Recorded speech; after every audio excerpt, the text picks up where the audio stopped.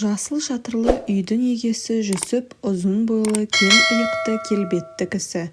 Жасы 70-ті алқымдап қалған, ол ешқашан жар құшпаған, бала сүймеген. Осындай өзі сұлу жүзді, өзі әнші, сері кісінің неге өмір бойы үйленбей келе жатқанын үлкен кісілер болмаса жастар жағы біле бермейді. Інісінің бір қызын кішкентайынан бауырына басып өсірді. Оның әкесі де шешесі де бір өзі болатын. Қыз бала емес пе? Назгүл кішкене күнінен көкесінің кіреукелі көңіліне алаңдап өсті. Көкесі әлденеге күлімсіреп әндете бастаса бұл елжірей қалатын. Кішкене кезінде көкесі мұның шашына дейін жуып, тарап, өріп, ақ бантигін желбіретіп мектепке жіберуші еді. Осы кездері көп қыздың қолы жете бермейтін әппақ колготкеге дейін аудан орталығынан әкеп беретін. Назгүл кішкентай болса да өз шешесі мен көкесін жиі салыстыратын. Бір нәрсе сұрай қалса дұрыстап жауап беруді де білмейтін, мінезі шәлкестеу шешесі мұны таяқтай жөнелетін. Сылдыр салақ анасы қайынағасының үйі тұрмақ өз үйінде дұрыстап жинай алмайтын еді.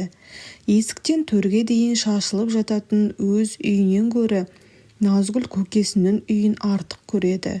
Көкесінің үйі қашанда тап-таза. Әйелі жоқ үй демесеңіз, көкесі істің көзін таба біледі. Назгүлдің үсті басы тап-таза, тамағы тоқ, көкесінің ықпалымен мектептегі сабағын да кілең-беске оқыды. Бой жете бастаған Назгүлді көкем неге үйленбеген деген сауал жиі мазалайтын. Осындай қамқор, мейірімді көкесінің жалғыз жүргеніне өзінің ұл қызы болмағанына іштей күйінетін. Бірде көкесінің ескі альбомын қызықтап қарағаны бар. Сол кезде қап-қара шашын екі бұрым етіп өрген, көздері мойылдай қара, сұлу бір қыздың суретіне көзі түсті. Назгүл әлгі бейтаныс қыздың суретіне ұзақ үнілді. Әдемісін-ай, бұл қыз көкеме кім болады екен, кімнен сұраса екен? Назгүлдің ойынан альбомдағы қыз кетпей қойды. Қыздың суретін біреуге көрсетіп, кім екенін сұрап білгісі келгенімен ыңғайын таппады. Арада 2 күн өтті. 3-ші күні кешкі тамақтан соң Назгүл ескі альбомды тағы да қаранғансып отырады да, көке, мына қыз кім? Өзі сондай сұлу екен деп сұрады. Көкесі суретке жалт қарап өңі біртүрлі болып, жай ғана ауылдас қарындасым Айғаным ғой, жас кезінде естелікке берген болатын, деді. Назгүл бұдан әрі қазбалап сұрауға батпады. Алайда қыз жүрегі әлдебір құпияны сезгендей болып, Айғанымның суретіне тағы бір қарады да альбомды жапты. Ертеңіне сурет жайлы бекер сұраппын ғой, көкеме қиын болды-ау деп қатты өкінді. Себебі сол күні көкесі таңға дейін көз іле алмай, дөңбекшіп күрсініп шықты. Жүсіп таңды көзімен атырды. Қызы Айғанымның суретін көрсеткеннен кейін жүрегі ұзақ жыл сыздатқан шері лықсып кем көмейіне тығылған. Жап-жас Назгүліне не айта алсын? Бұрындары жастау кезінде іштегі қайғы шерін әнмен сыртқа шығаратын. Жалғыз өзі отырып домбырамен халық әндерін шырқағанда қосыла алмай арманда қалған ғашығы сол баяғы жас күндердегіндей көз алдына келетін. Аяғын еркелей басып, сыңғырлай күліп, қолаң шашының ұшынан ұстап өзіне наздана қарап тұратын Айғанымның бейнесі де ән ақтала бере зия-зия жоғалатын. Ғұмырында тек соны сүйіпті. Бір сол үшін жиырмадан енді асқан шағында азап тартыпты. Өкініш өзегін өртегені мен жастық шағы қайта келе ме? Қайта оралса, әкесі мен анасының сөзіне құлақ асып, ал деген баршының алып ұл қыз сүйіп отырар ма еді? Арманын тағдырының анасының құрсағында жатқанда жазылып қойса, мұның әлсіз ұрпақ сүймей өтуі пешенесіне жазылғанды. Құдай басқа салды, бұл көнді. Көнбегенде қайда барады? Талай рет елден жыраққа, көз көрмес, құлақ естімес жаққа кетіп қалғысы келген. Жүрегі құрғыр айғанымды қимайтын. Оның аман саулығын біліп, сырттай болса да көріп жүргісі келді. Оның үстіне інісін де жалғыз қалдырғысы келмейтін. Анасы қайтқалы үлкен үйдің берекесі кеткендей болды. Үй уақытылы жиналмай, кір апталап жуылмай үйіліп жатады. Бейшара анасы осы келіннің жаман қылықтарын жасырып келген-ау. Қалай дүниеден көшті, келіннің де арты ашылды. Анасы барда үйінен қонақ артылмайтын еді. Қырқынан кейін-ақ келіннің қабағына қарағандар келуді сирете бастады. Енесі барда қайнаға деп сыйласын қып жүрген келіні келе-келе бар өнерін шығара бастады. Бір кесе кеспе көженің өзін төгіп шашып зорға беретін болды. Кей күндері тамақ істемей бүрісіп жатып қалатын. Ондай күндері інісі екеуі қазан көтеріп балаларды тамақтандырып төсектеріне жатқызатын. Әйелінің жаман қылықтарына төзбеген күні іні оны сабап алушы еді. Жүсіп араға түсіп жүріп екеуін айыратын. Інісін сабырға шақырып, шыдамды болсаншы, әйелінді ақыл болса, анамыз барда-ақ елге сыйлы келіндердің қатарына қосылар еді ғой. Сен оны ұрып жеңе алмайсың. 4 баланың анасы ғой, сабыр сақта. Құдай мен сияқты жалғыз қалғаннан сақтасын. Енді балаларын үшін бәріне көз жұма қара, кешірімді бол деуші еді. Інісіне ақыл айтқанымен өзі туған үйіне анасының жылына дейін шыдады. Соқа басының сыйып жүргені тек анасының арқасы екен. Қабағы кіржиіп ашуланса балаларын таяқтың астына алатын келіні мен алыстан сыйласпаса болмайтынын анық түсінген соң бөлек шыққысы келді. Әке-шешесі көзі тірісінде үлкен үйдің жанынан шағын үй көтеріп, төбесін жаптырып қойып еді. Басқа түсі табылмай, сол үйдің шатыры жасыл шифрмен жабылған болатын. Көп өтпей-ақ сол ерекшелеу үйдің иесі Жүсіп атанды. Бөлек шығарында інісі мен келініне: сендерден бірақ тілегім бар. Менің атыма Назгүлді жаздырып беріңдер. Өзім мәпелеп өсіремін. Алла бұйыртса оқытып, өзім қолымнан ұзатамын. Туғалы өзім қарап келемін ғой, деді. Аға, сіз не десеңіз сол болады. Назгүл сіздің қызыңыз. Алайда жалғыз өзіңіз ол үйде не істейсіз? Әлде үйленбек ойыңыз бар ма? Інісінің соңғы сөзін естігенде Жүсіп ашудан қып-қызыл болып кетті. Сенің есің дұрыс па? Маған кім тиеді? Әлде ағанды кекетіп мұқатып тұрсың ба? Басқа білмесе де, менің жайымды жалғыз бауырым сен білуші едің ғой. Жақып үндемей төмен қарады. Ағасын қатты ренжітіп алғанына өлердей өкініп қалды. Жазылмаған жарасын тырнап жіберіпті-ау ағасының. Мұншалық ақымақ болар ма? Аға, ақымақ ініңізді кешіріңізші. Осы кезде есік ашылып, кішкентай Назгүл томпандап ішке кіріп: көке жүріңіз, далаға шығайықшы, мені атқа мінгізіңізші, деді. Жүсіп Назгүлді тік көтеріп алған күйі сыртқа беттеді. Інісіне бұрылып та қарамады. Сол күні ол өзі мен Назгүлдің бар киімін, кейбір аса қажетті заттарды алды да бөлек шығып кетті. Екі үйдің ортасын тек ағаш шарбақ бөліп тұр. Назгүл екі үйдің еркесі, екі ортада ойнап жүреді. Бірақ көкемнің қызымын деп Жүсіптің жүрегін жібітіп, одан бір ел ажырамайтын болды. Жұртта қызық қой. Жүсіптің жалғыз өзінің бөлек шығып кеткенін біраз әңгіме етіп сан-саққа жүгірте бастады. Жүсіп бөлек шыққан күннің ертеңіне-ақ ауылдың сөзге үйір әйелдері сөз қылды. Бұл бекер емес, онаша үйде жалғыз еркек қалай тұрмақ? Оның тамағын кім істейді, кірін кім жуады? Күйеуі қайтыс болған жібекпен байланысы бар-ау. Әнеу күні ат арбасымен оның үйіне шөп әкеп бергенін біреулер көріпті. Енді жібек те Жүсіптің үйін тазалап, тамағын істеп тұратын шығар деп сырттай том пішті. Біраз уақытқа дейін аңдығандары Жүсіптің үйі болды. Тіпті бір нәрсе сұранғысып үйіне кіріп шыққандары да бар. Ертесіне-ақ Жүсіптің үйі туралы әңгіме ауыл ішіне желдей тарады. Ойбай, несін айтасыңдар? Жүсіптің үйіне Гүлсім барса тамақты өзі істеп жатыр екен. Үйінің іші тап-таза дейді, ыдыс аяғына дейін жалтырап тұр екен. Әйелі жоқ үйге мүлдем ұқсамайтын көрінеді. Соған қарағанда оның үйін түнде біреу келіп жинап кірін жуып береді-ау, әлде баяғы ғашығы ма екен, кім білсін. Сол үшін жастай қор болып жалғыз қалған жоқ па, бәлкім жаны ашып көмектесіп жүрген шығар. Бұл әңгіме көп өтпей Жүсіптің де құлағына жеткен екен. Естіп күлген де қойған. Кімнің аузына қақпақ қойсын, үсті басын таза ұстауды, үй жинауды бала кезінен біледі емес пе? Үйдің үлкені болған соң анасына көмектесіп, тірліктің бір жағына шығысушы еді ғой. Қарындасы жастай шетінеп кеткен соң інісі екеуі үйдің даланың жұмысы демей-ақ атқара беретін. Үйде қыз бала жоқ. Әкесі мен шешесі ала жазда егіннің басында қауын қарбыз егеді. Үйге қарауды Жүсіпке тапсыратын. Сонда бәріне үлгеруші еді. Сабағын да жақсы оқып, мал жанға да қарап, ата-анасын қуантып жүретін. Мектепті бітірген соң әскерге кетті. Әскерде жүргенде сүйген қыздарынан хат алып жататын, құрдастарына қатты қызығатын.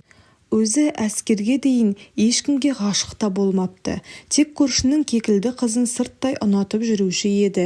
Әскерден келген соң көңілімді білдіремін деп армандайтын. Бір күні інісінен хат алып, әлгі көрші қыздың көрші ауылға күйеуге шығып кеткенін оқып, көп күндер мұңайып жүргені бар еді. 2 жыл 2 күндей болмай өте шығып, ауылға сымға тартқандай таралып келгенде кластас қыздары танымай қалып еді. Сымдай таралған сымбатты өзі әнші Жүсіп кімге көз салып, жүрек сөзін айтар екен деп іштей бәрі дәмеленетін. Жүсіп Айғаныммен ойда жоқта танысты. Бірде ауыл шетіндегі тоғайға барып, атын тұсап жіберіп, көк майса құраққа 2 қолын жайып жіберіп, шалқасынан түсіп, сәулем-ай деп дауысымен әндетіп жатқан. Бір кезде дәл төбесінен тұнып тұрған жап-жас сұлу қызды көріп, орнынан тұра алмай тыпырлады да қалды. Оң қолын жерге тіреп зорға дегенде тұрды. Дәл жанында бұрын көрмеген бейтаныс бейне, қарақат көзі жәудіреп тұр. Жүсіп тілін жұтып қойғандай жас сұлу қыздың жүзіне қарап үнсіз тұрып қалды. Әлі де қарап тұра берер ме еді, үнсіздікті қыздың сыңғырлай шыққан дауысы бұзды. Әкемнің атын іздеп жүредім, шідерін үзіп кетіпті, көзіңізге түспеді ме? Жоқ, жоқ, деді Жүсіп, тұтықпасы бар адам құсап зұғырға сөйлеп. Ол өз жүрегінің торға түскен торғайдай тыпырлап тұрғанын анық сезді. Есіл-дерті мына тоғайға ешқандай көрмеген сұлу перизаттың қайдан келе қалғанын білу.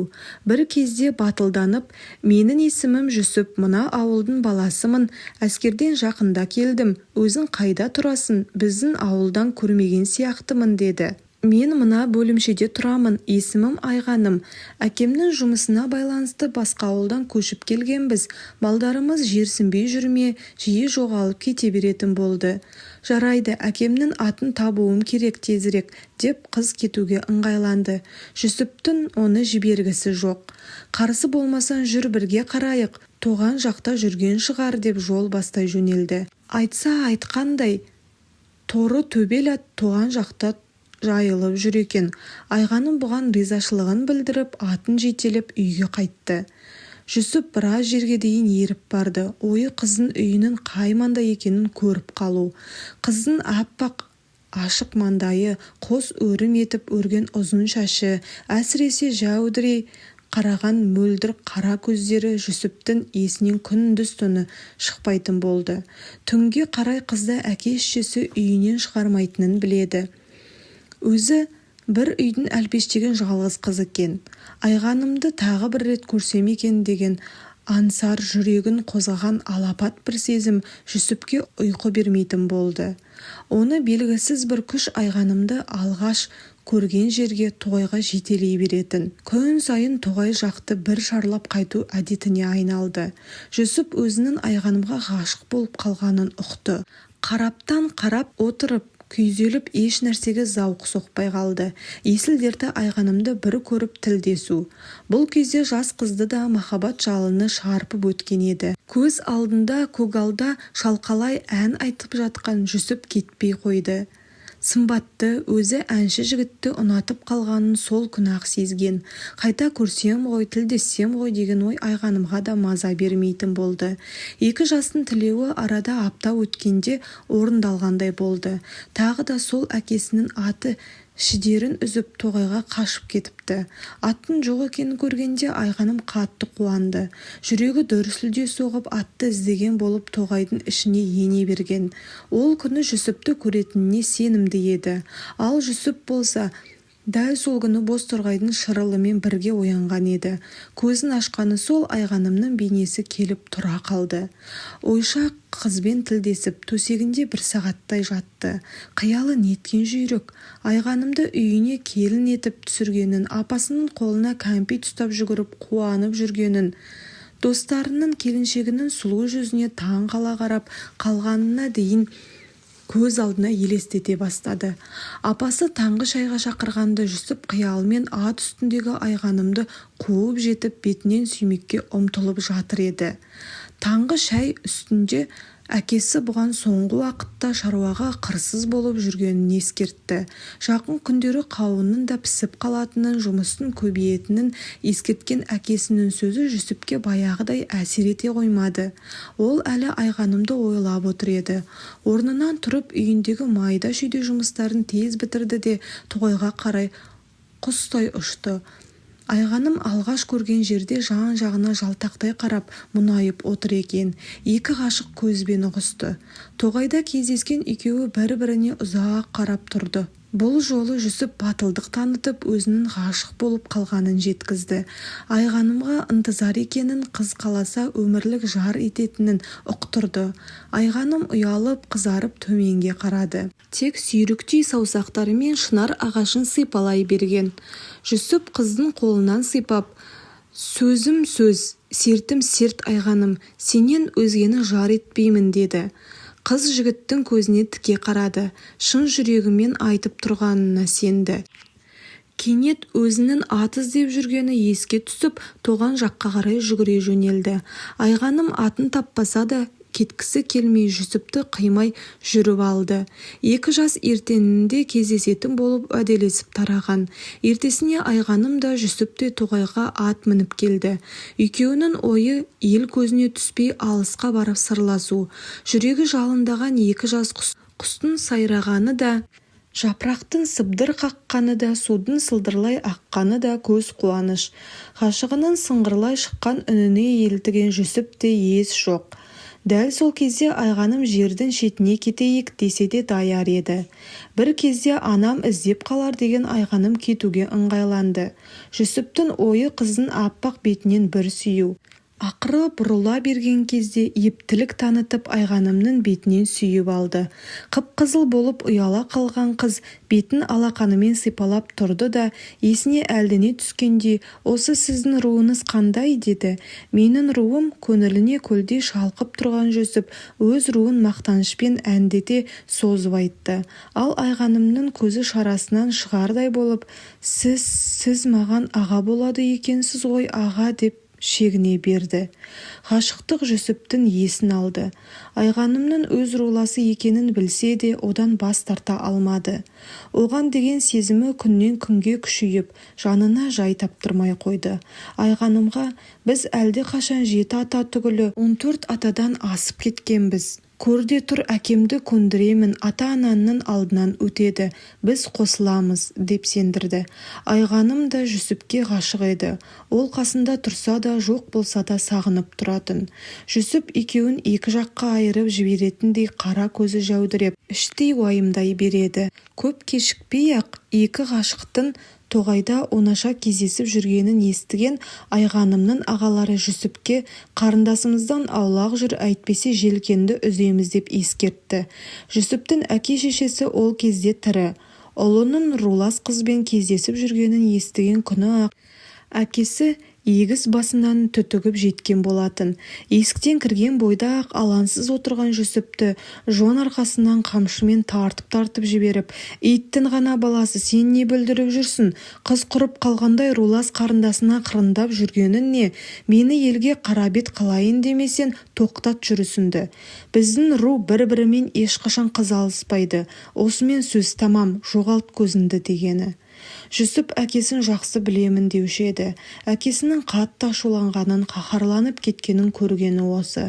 Әкесіне сөз қайтара алмай жүрегі шаншып үйінен шықты. Анасы сыртта жыламсырап тұр екен. Мұны көріп, балам-ай, бір нәрсеге ұрынып қалмашы, қыз көп қой, ұмытшы соны. Дүйсен көкеннің қызы баршында бой жетіп отыр. Әп-әдемі мақұл десең құда түсейік, деп бауырына басты. Апам-ау, мені түсінші, маған айғанымнан басқа ешкім керек емес. 7 атадан кейін қыз алысуға болады екен ғой. Мен сұрастырып білдім. Боз бие сояды екен. Ал біз тіпті 14 атадан әлді қашан асып кетіппіз. Бізге үйленуге рұқсат берсін, айтыңызшы әкеме, көндіріңізші. Айғанымның әкесіне барсын, деді Жүсіп. Бос сөзді қой, айғанымды ала алмайсың. Әкеннің мінезін білесің ғой, қытығына тие берме. Әйтпесе ел арасы бүлінеді. Бізді жерге қаратпа балам. Айғаным да бір үйдің мәпелеп отырған жалғыз қызы екен. Сүйекке танба түсіресіңдер. Қанша жақсы көрсеңдер де ақылға келіңдер, деп анасы Жүсіпті алған бетінен қайтармаққа бекінді. Не керек, сол түні әке-шешесі ұлдарын ортаға алып уәдесін алды. Қойдым, ұмытамын айғанымды. Тек ертең соңғы рет оған жолығып бәрін түсіндірейін. Мені кінәламасын, деді Жүсіп. Айғанымды соңғы рет көріп қоштасамын деген Жүсіп оны қия алмады. Ғашықтық дертіне шалдыққан 2 жас тоғайда кездесіп, қашып кетпекші болып келісті. Бұл хабар айғанымның әкесінің інілеріне де жетті. Ашу ызаға булыққан олар 2 ғашықты күшпен айырып, Жүсіпті бас көз демей тепкінің астына алады. Әсіресе сені желпілдетіп жүрген мына жерін ғой, бір жола сағынды сындырайық деп әбден құтырып, көздері қанталаған жігіттер 2 жұмыртқасын езгілеп тастайды. Жүсіп есін ауруханада бірақ жинаған. Қайта операция жасалынып, өзі әмпөрі деп зорға тірі қалған еді-ау. Кейіннен дәрігерлер болған жайды айтып, өкініш білдіреді. Жүсіп ешкімге көз жасын көрсетпей еңіреп жылады. Айғанымсыз өмір сүріп не керек, оның үстіне еркектігім болмаса деп өгіздей өкірген. Уақыт ұлы емші екен. Содан бері қаншама жыл өтті. Бұл әлі тірі жүр. Айғаным бүгінде ұл қыз өсіріп, немере сүйіп өтір. Жүсіптің қиын жағдайға ұшырағанына сол кездері айғаным қатты қиналған. Ата-анасы еркінен тыс басқа жаққа ұзатқанда жүрегі қанжылаған. Жұрттан Жүсіптің хал жайын естіп көкірегі шерге толатын. Жүсіптің ешкіммен сөйлеспей томаға тұйық болып төсекке танылып жатып қалғанын естіген соң, айғаным өзінің бір суретін, орамалын, хатын Жүсіпке беріп жіберген. Сонда ғана жүрегінде жылылық оянған Жүсіп, айғаным мені ұмытпаған екен ғой деп беті бері қарап тәуір бола бастайды. Әлгі альбомдағы Назгүлдің қайта қарап жүргені айғанымның сол суреті. Орамалды да, хатты да Жүсіп жасырын жерге тығып қойған. Айғанымнан басқаны ол сүйгенде емес. Кейде іші толып әнде айтады. Ғашықтық жайлы әндер айтқанда Жүсіптің дауысында діріл пайда болады. Іштегі сағыныш, мұң бәрі әнмен сыртқа шығады. Мұндайда жұрт қайтсын енді, Жүсіп Зылихасын іздеп жатыр ғой дейді. Ал шындығында Жүсіп айғанымын іздейді. Сүйгені әлде қашан біреудің жары болып кетсе де, сол баяғы жігіт кездегідей оны аңсап көргісі келеді. Бірақ Жүсіп қанша қиналса да айғаным бар жерге аяқ басқан емес. Хабарын тек сыртта естиді. Қайғысына күйінеді, қуанышына сүйсінеді.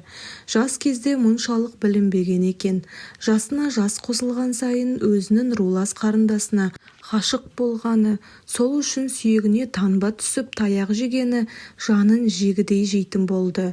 Өзі де ел ағасы жасқа келсе де үлкендер отырған жерде батып сөз айта алмай шегіншектей беретін. Соңғы уақытта ауылдың үлкендері Жүсіптің жастық шағында жіберген қателігін бетіне баспай, жалғыз қалған еркектің өміріне аяушылықпен қарайтын. Ол отырған жерде баяғы әңгімелерді қозғамайтын. Жүсіп сонда да өзін қоярға жер таппай кетуші еді. Содан болар көбіне үйден шыққысы келмей, шақырған жерге де сирек барып жүрді. Жүсіптің осылай қайналып жүргенін Айғанымның қарт әкесі де білетін. Жүсіптің өмір бойы қызын ғана сүйіп, жалғыз қалғаны жанына да батушы еді. Қайтыс боларының алдында қарт көп ойланды. Құпияны ашқан жөн бе, жоқ па? Көп ойланған қария ақыры Жүсіпті шақыртқан. Айғанымның әкесі нашарлап, дем жетпей қиналып жатыр екен. Мұны көргенде тамағы қарлығып, үзіп-үзіп зорға сөйледі. Жақын отыр, шырағым. Ажал алқымнан алғанда пенде байғұс біреуге жасаған қиянатын ойлап аласұрады екен. Біз де саған қиянат жасадық, өміріңді өксіттік. Шындықты сол кезде айтқанда сен Айғанымға қосылар едің. Себебі Айғаным сенің рулас қарындасың емес, ол менің қарындасымның қызы. Әйелім ұзақ уақыт бала көтермей жүрген соң, қарындасымның аяғы ауыр кезінде қасында болып, Айғанымды туа сала бауырына басып еді. Бұл құпияны әйелім екеуміз және Айғанымның әке-шешесі 4-ақ адам біліп едік. Елден көшіп кетіп, осында қоныс аударып келген себебіміз де сол еді. Сен қызыма ынтызар болғанда балалық қой, әлі-ақ ұмытып кетер деп едім. Ақыры мынадай жағдайға душар болдық. Енді өлер шағымда екеуінді қоспағаныма өкініп барамын. Кеш мені қарағым. Қарттың даусы үзіліп кеткендей болды. Кештім ата, кештім деген Жүсіптің даусы тарғылданып шықты. Іші алай-дүлей аласұрап жатқандай. Сыртқа шығып ах деп күрсінді де, көкірегі қарс айрылғандай болды.